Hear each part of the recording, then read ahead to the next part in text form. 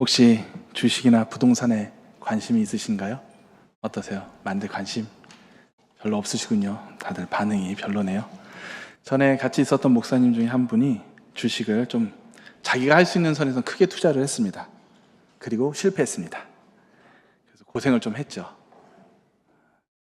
근데 왜 투자를 잘못했나 했더니 그 사람의 다큐를 보고 마음에 들어서 투자를 했다는 것입니다. 종목에 대한 제대로 된 분석 없이 방송에서 나온 좋은 내용만 보고선 투자를 했었던 것이죠. 그리고 결국 크게 손해를 봤습니다. 그리고 그 후에 주식을 더 했는지는 모르겠어요. 제가 아는 한은 안 했습니다. 그러니까 가만히 생각해 보면 우리의 삶에서도 이렇게 근거 없는 투자를 할 때가 있습니다. 예를 들어 누군가가 야 요즘 그 종목이 엄청 뜬대. 그럼 저도 모르게 그 종목을 사고 싶죠. 그리고 이런 경우도 있습니다. 야, 저 물건 정말 좋대. 그러면 어떻게 합니까? 제가 지금 필요한 것도 아닌데 살 때가 있습니다. 바로 제가 그렇습니다. 제가 자꾸 삽니다. 그래서 이렇게 쟁겨놓으면 제 와이프가 치워요. 그럼 또 몰래 숨겨놓습니다. 그러다 보면 제 통장은 자꾸 잔고가 원래 없는데 더 없어지겠죠. 그런 우픈 상황을 자꾸 만나게 됩니다. 근데 오늘 이 예레미야 32장을 보면 이보다 더 기묘한 부동산 투자가 나옵니다. 예레미야가 바벨론의 침공으로 완전히 엉망이 된 상황, 심지어 자기 자신이 감옥에 갇혀 있는 상황에서 아나돗 밭을 지금 사들이는 것입니다. 여러분이라면 이 상황에서 이 땅을 살 마음이 생기시겠습니까? 나라가 망해가고 있습니다. 아니, 망했다고 해도 무방한 상황입니다. 거기다가 예레미야 자신도 지금 감옥에 갇혀 있어서 언제 나올지 알 수 없는 상황입니다. 땅이고 뭐고 다 필요 없으니 일단 목숨만 건지고 싶다라는 마음이 드는 것이 더 당연한 생각이 아닐까요? 그런데 더욱 놀라운 것은 이 거래가 결코 충동적이거나 단순히 믿음의 쇼가 아니었다는 것입니다. 하나님께서 명령하셨기 때문에 이루어진 매우 상징적인 사건이었고 이 땅에는 놀라운 의미가 담겨 있었습니다. 예레미야는 미래를 내다보는 믿음으로 이 땅을 사들였고 이 믿음이 후손을 위한 복이 되었습니다. 오늘 우리가 함께 나눌 이 본문을 통해 우리가 일상 속에서 어떻게 미래를 대비하고 준비해야 하는지 그리고 어떻게 후대에까지 복을 전해줄 수 있는지를 살펴보고자 합니다. 앞서 말씀드린 대로 예레미야가 이 말씀을 받았을 때의 상황은 매우 절망적이었습니다. 예루살렘은 지금 바벨론에 의해서 포위가 되어 있습니다. 수많은 군사와 병거들이 둘러싸 있습니다. 성 안에는 공포와 불안만이 가득하였습니다. 언제라도 바벨론 군대가 성을 무너뜨릴 수 있는 상황이었고 이스라엘은 멸망의 위기 가운데 처해 있었습니다. 또한 예레미야 자신은 시드기야 왕에 의해서 감옥에 갇혀 있었습니다. 이런 상황에서 예레미야에게 숙부의 아들 하네멜이 찾아와서 아나돗 밭을 사달라고 말을 하는 것입니다.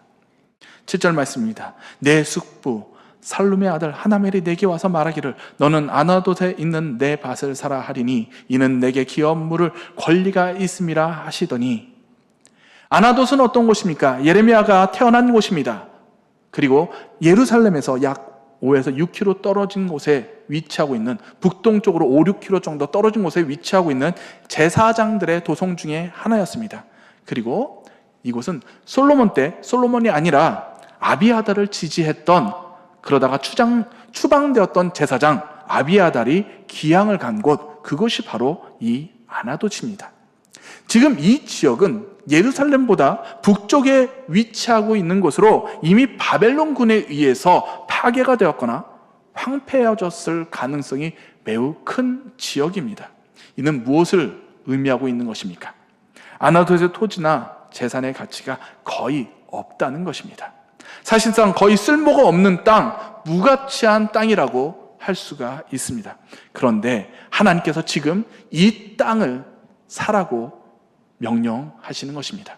쓸데없는 부동산에 투자하라고 지금 말씀하십니다. 나라가 망해가는 마당에 땅을 사는 것은 불가능한 투자이며 헛된 희망처럼 보입니다.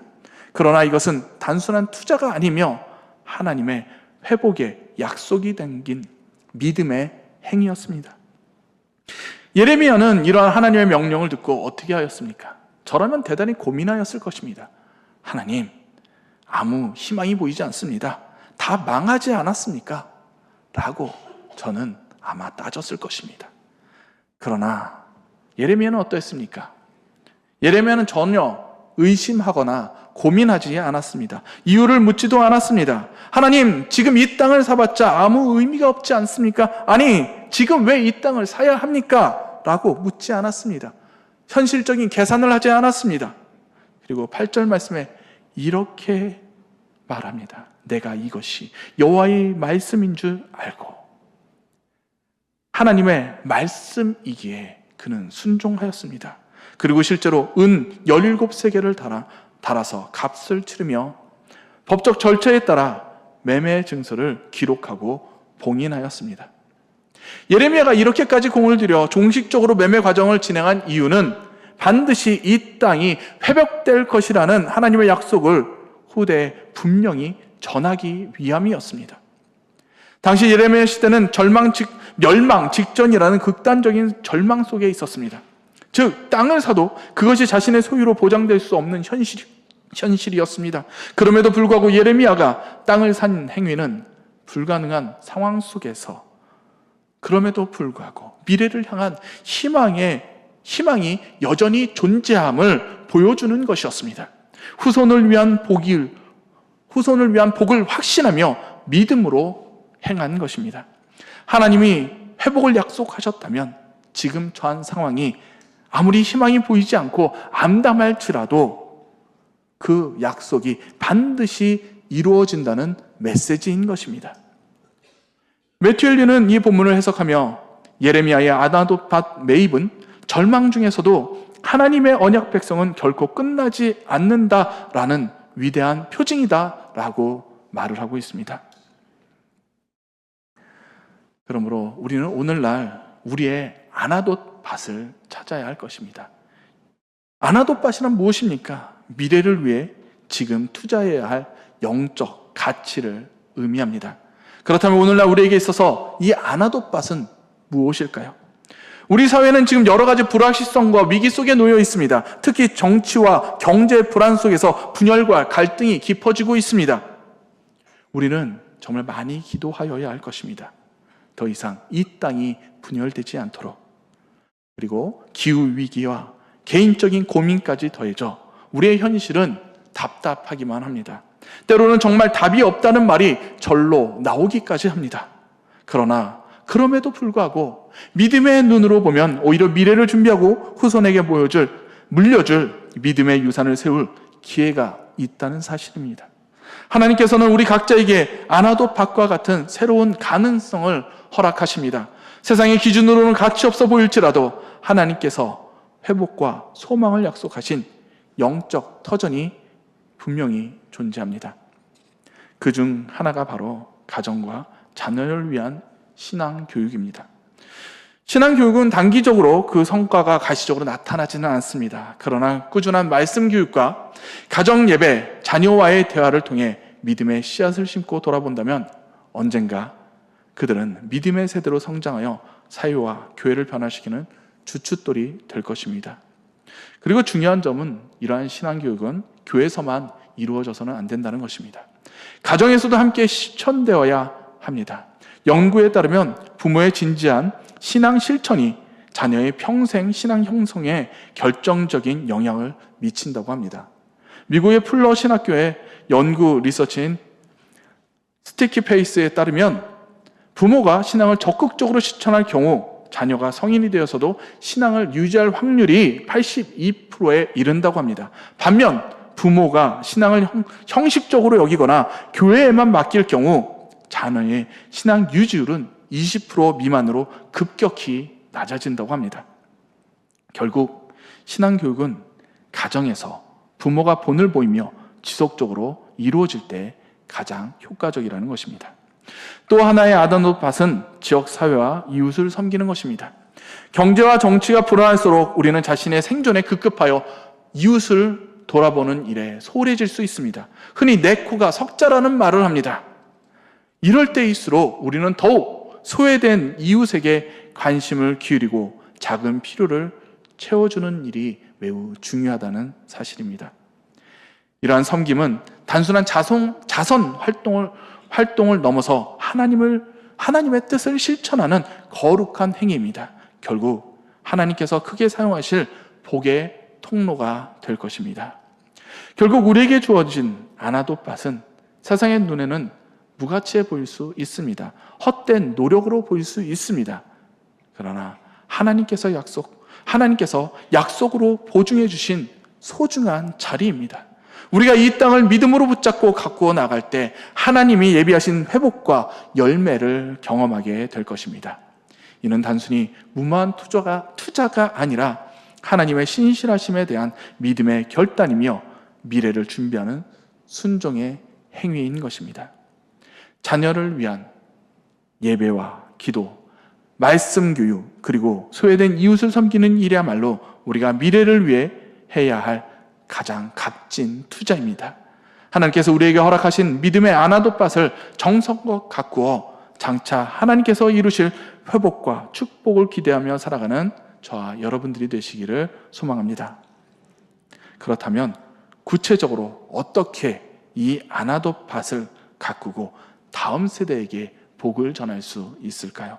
미래를 위해 투자한다고 하면 대부분 물질적, 세상적 기반들을 떠올리기 쉽습니다. 그러나 성경이 말하는 진정한 투자는 하나님의 약속에 근거한 영적인 투자입니다.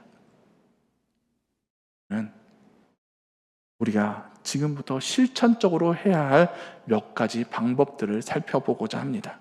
첫째, 가정예배와 말씀 교육입니다. 온 가족이 함께 예배드리는 시간을 정기적으로 마련해 보시기 바랍니다. 하루 10분이라도 성경을 읽고 짧은 묵상과 기도를 나누는 것만으로도 우리 자녀의 신앙이 깊어질 수 있습니다. 주일학교나 교회 예배만으로는 충분하지 않습니다. 부모가 먼저 말씀을 가까이 하고 그 말씀대로 살아가는 모습을 보일 때 자녀도 자연스럽게 신앙을 배우게 됩니다. 하루에 한 절 말씀을 암송하고 자기 전 감사 기도를 드리고 하루 한 구절 묵상하기 등 작은 실천서부터 시작해 보시기 바랍니다. 신앙은 가르치는 것이 아니라 함께 살아내는 것입니다. 부모가 말씀을 가까이 하고 기도로 하루를 시작하는 모습을 보일 때 자녀는 말씀이 실제 삶에서도 역사하심을 체험하게 될 것입니다. 두 번째, 기도의 유산을 쌓아야 합니다. 자녀를 위한 가장 값진 유산은 물질이 아니라 바로 기도입니다. 부모의 기도는 시간이 지나도 사라지지 않고 하나님의 때에 반드시 응답될 것입니다. 매일 자녀의 이름을 부르며 축복 기도를 해주시기 바랍니다. 하나님, 우리 아이가 믿음 안에서 바르게 성장하게 하시고 주님의 뜻을 이루는 사람이 되게 하여 주시옵소서. 이렇게 기도로 자녀를 감싸고 보호해 주시기 바랍니다. 또한 가족과 교회, 이웃을 위해 꾸준히 중보 기도해 주시기 바랍니다. 세상은 당장 눈에 보이는 성공을 중요하게 여기지만 기도는 보이지 않는 곳에서 우리의 가정을 세우고 다음 세대를 살리는 영적 기반이 됩니다. 우리가 심은 기도의 씨앗은 반드시 자라나 열매를 맺을 것입니다. 기도는 자녀에게 남겨줄 가장 강력한 영적 유산입니다. 오늘부터 그 영적 유산을 쌓아가시기 바랍니다. 세 번째, 믿음의 본보기를 보이시기 바랍니다. 자녀는 부모의 말을 듣기보다 삶을 보고 배웁니다. 정직과 신실함으로 하나님의 말씀에 순종하며 살아가는 모습을 보여주시기 바랍니다. 작은 일에도 정직하게 행동하는 모습을 보여주십시오. 거래에서 정직을 지키며 거짓말을 피하며 약속을 지키는 부모의 모습을 통해 자녀는 신앙의 가치를 자연스럽게 배우게 될 것입니다. 때때로 세상의 기준에는 손해처럼 보일 수도 있습니다. 그러나 시간이 지나면 자녀들은 깨닫게 될 것입니다. 우리 부모님은 언제나 정직하셨고 신앙을 타협하지 않으셨다. 이러한 본보기는 말로 가르치는 것보다 훨씬 강력한 영향력을 남기게 됩니다. 자녀와 다음 세대가 믿음의 길을 따라갈 수 있도록 오늘 내가 먼저 말씀대로 살아가는 본보기가 되어주시기 바랍니다. 이러한 실천이 세상적인 시각으로 보았을 때는 손해나 헛된 시간 낭비로 보일 수도 있습니다. 그러나 하나님 나라의 관점에서 보면 이것은 가장 확실하고 가치 있는 투자입니다. 예레미야가 전쟁 직전에 아나돗 밭을 샀듯이 우리도 영적 미래를 내다보고 지금부터 후손을 위한 복을 준비해야 할 것입니다. 하나님께서는 우리의 작은 헌신을 통해 다음 세대를 일으키실 것입니다. 예레미야의 아나돗밭 매입은 사람의 관점으로 보면 매우 어리석어 보이고 실패한 투자로 보입니다. 바벨론이 쳐들어온 마당에 땅이 무슨 소용이냐고 의문이 들 수밖에 없습니다. 그런데 훗날 이 결정이야말로 하나님께서 하신 약속, 이스라엘의 회복을 통해 하나님은 약속을 반드시 지키신다라는 사실을 분명히 증명해 주는 사건이 됩니다.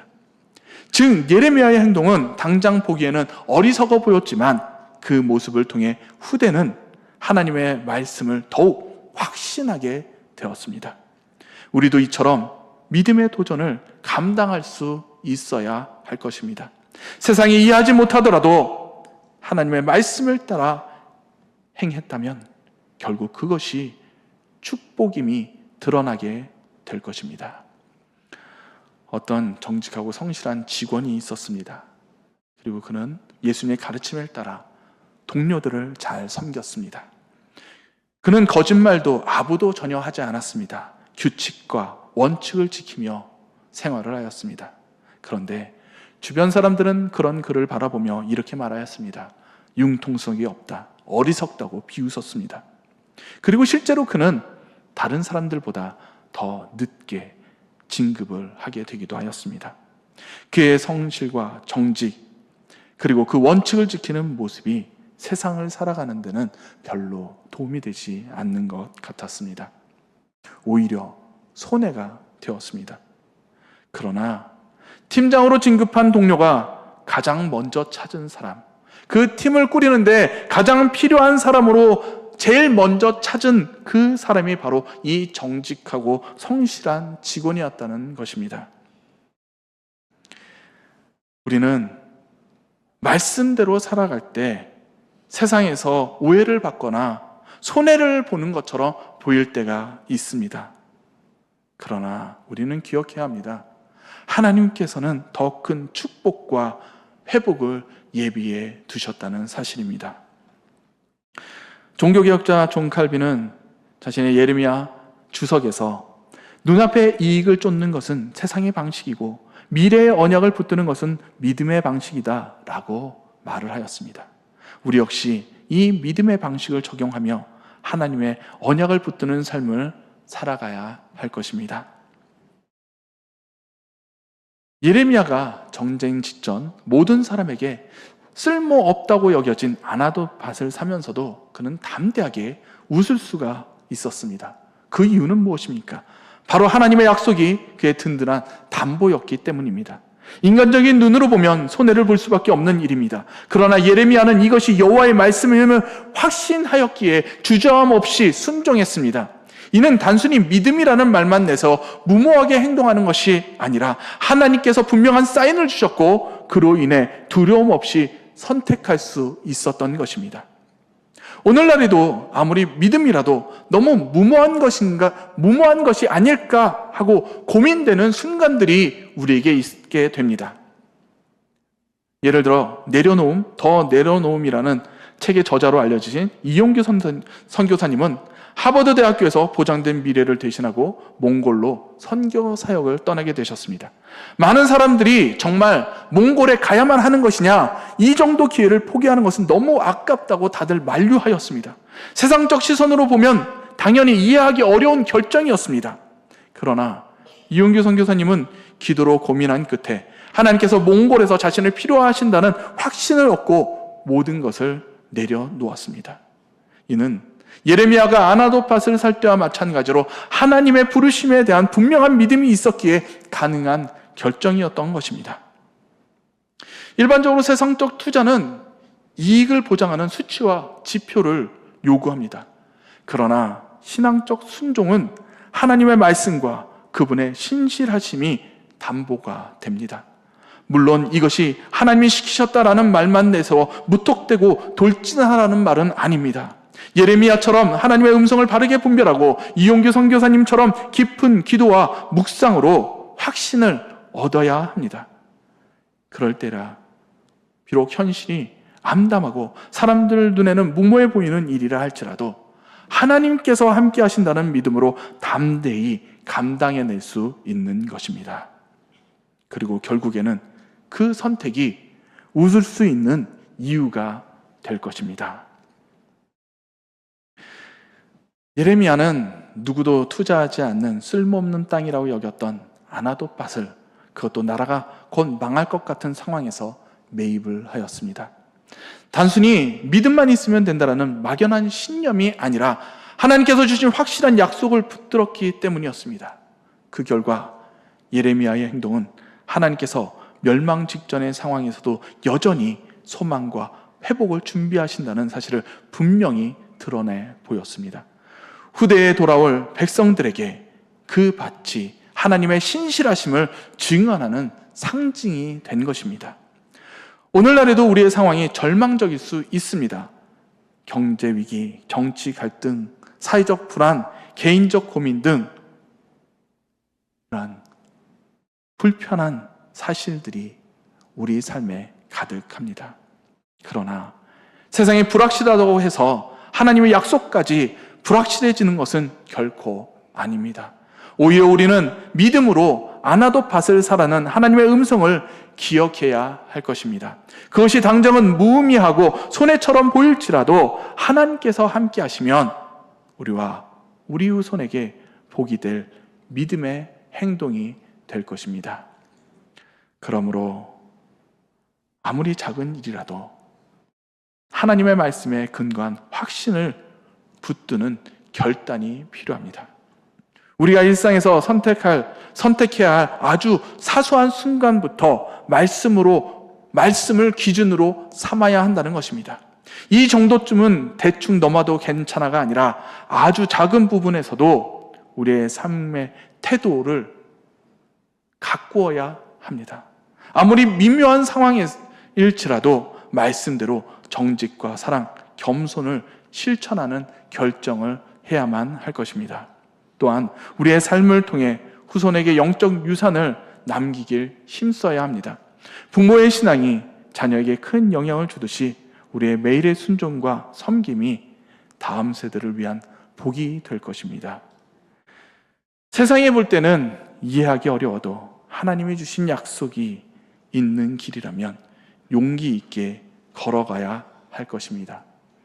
무작정 돌진하는 것이 아니라 말씀과 기도로 분별하며 움직일 때 하나님은 우리를 통해 놀라운 일을 이루어 가실 것입니다.